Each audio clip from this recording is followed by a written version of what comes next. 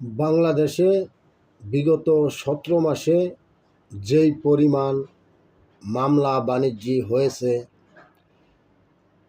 আমার বিশ্বাস এখন থেকে হয়তো আর মামলা বাণিজ্য হবে না।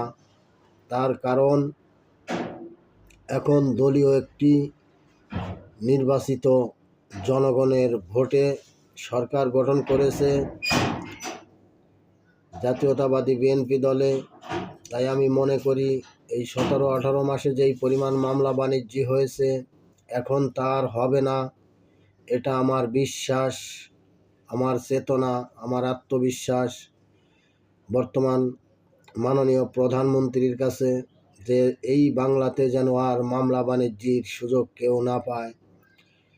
তাই সাধারণ মানুষের দুঃখ কষ্ট এই জাতীয় নির্বাচনীয় জনগণের ভোটে যেই সরকার গঠন হয়েছে, আমার বিশ্বাস এই সরকার দেশটিকে সুশৃঙ্খলভাবে পরিচালনা করবেন ও দেশের সাধারণ মানুষকে মূল্যায়ন করবেন ও সাধারণ মানুষের দুঃখ কষ্টকে ভাগাভাগি করে নেবেন ও রাষ্ট্রীয়ভাবে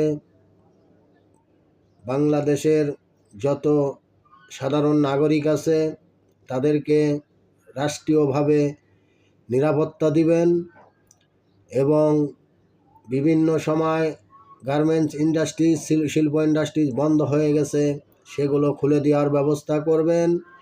বাংলাদেশে ৮০% লোক কৃষক ও শ্রমিক, এদেরকে কাজ করে খাওয়ার সুযোগ করে দিতে হবে। এটাই বর্তমান সরকারের কাছে আমার বিশেষ আকুল আবেদন রইল। ধন্যবাদ সবাইকে। আমার ভিডিওটি ভালো লাগলে সাবস্ক্রাইব ও শেয়ার করিবেন।